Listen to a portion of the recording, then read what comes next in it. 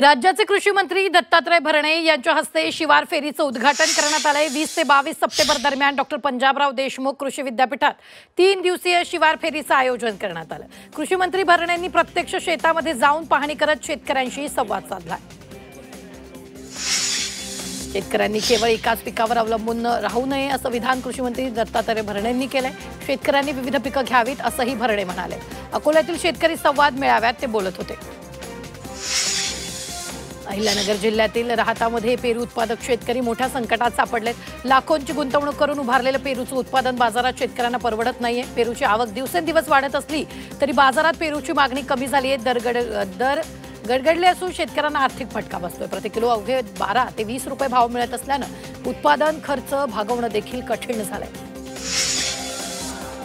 परभणी जिल्ह्यात लाखो हेक्टरवरील शेती बाधित झाली आहे। शेतीमालाला योग्य भाव मिळत नसल्यानं शेतकरी आक्रमक झाले। अमरावती जिल्ह्यात अतिवृष्टी झाली आहे। सोयाबीन पिकांवर येलो मोझॅक रोगाचा प्रादुर्भाव झाल्यानं पिकं उद्ध्वस्त झाली आहेत। पिकांच्या नुकसानाची दखल न घेतल्यानं शेतकऱ्यांनी अनोखा निषेध केलेला।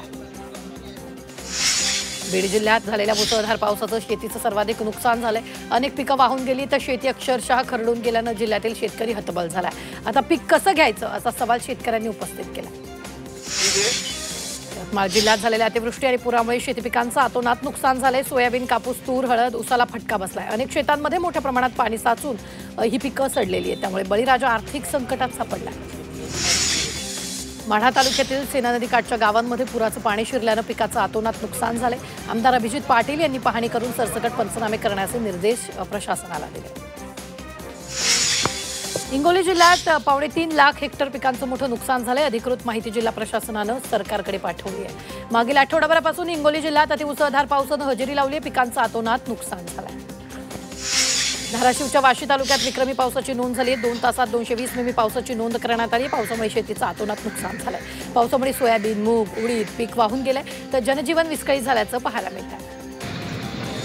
सततच्या पावसामुळे वाशिम जिल्ह्यातील शेतीसह खरीपाच्या पिकांचं मोठ्या प्रमाणात नुकसान झालंय। शेतकरी चिंतेत सापडलाय। रब्बी हंगामासाठी आर्थिक नियोजन कसं करायचं असा प्रश्न शेतकऱ्यांसमोर आहे।